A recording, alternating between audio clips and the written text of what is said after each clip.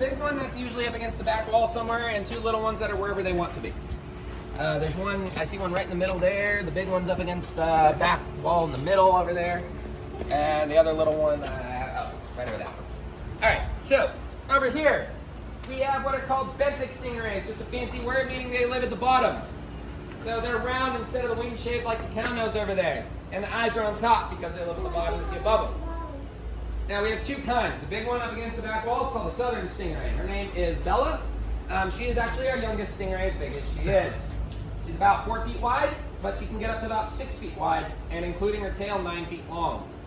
That kind lives about 15 years, and if you ever go to an aquarium and see a stingray jump up a wall, whether she decides to do it while we're back here or not, that southern stingray is the kind that is known to do that. It's their normal behavior. They jump up walls all the time, whether there's food involved or not. Now the two little ones are a different kind called Atlantic stingrays, and as small as they are actually full-grown adults. Their full size is just over a foot.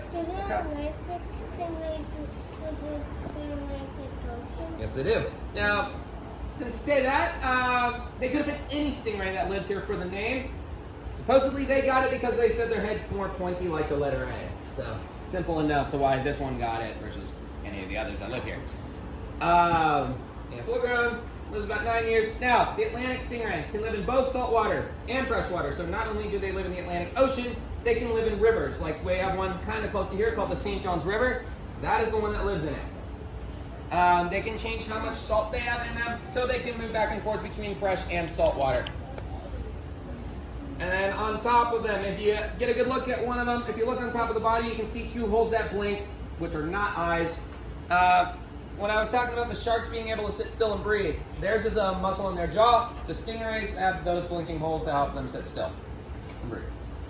Something that all kinds of stingrays have and can do, as far as I know, rather than when I said nurse sharks are one of a few. The big ones, anyways. Now, I mentioned how the sharks feel. Stingrays are the opposite. They're very soft and slimy. If you've ever touched a stingray, I'll keep it simple, you're touching slime. They have a layer of it, which helps keep them from getting sick, so it is very important for their health. And then I'll bring this around for everyone to see.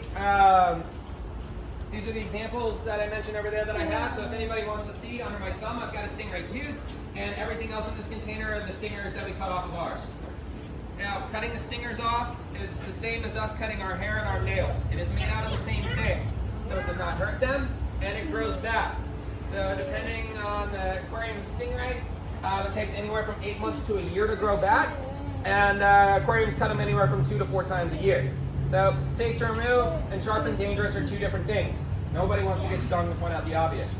So the top point is sharp, but most importantly are the sharp edges down the side of it.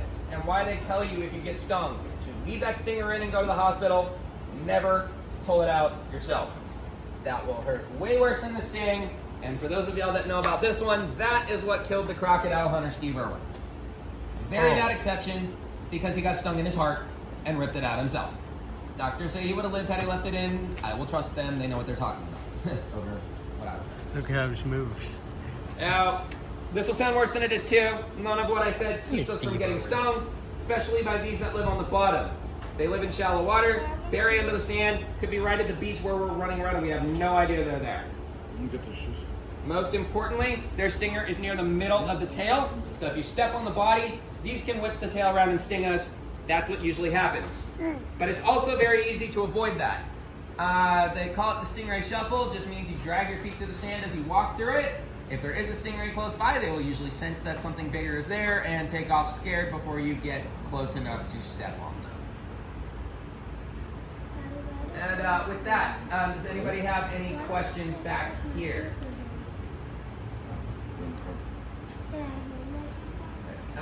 If not, then information-wise, that is the last of what I have for the tour. If you want to hang out back here and look at these more, you can. If you want to look back at the fish you saw over there, same thing. There's also a short nature trail walking that open gate. It's a loop around a small pond for anyone who wants to check that out. Other than that, thank y'all for coming. Y'all have a great day. And then who's doing the shark thing? All right. So if you want to, I'll get that set up on the other side right over where y'all are over there, and we'll get that started here in just a second. Oh, okay.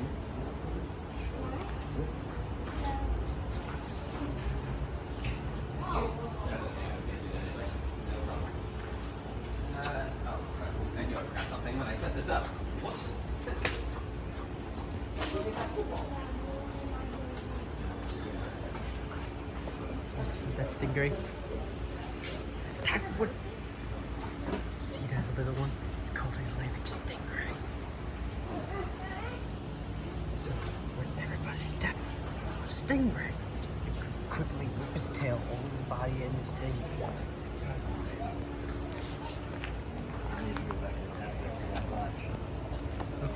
Whoa, look at the stingray.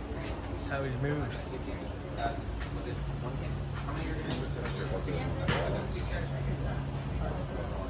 Oh, yeah.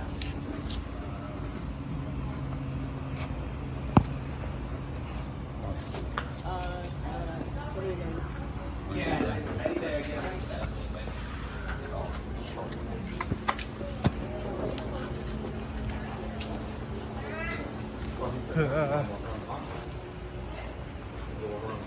Oh, look at the stinger.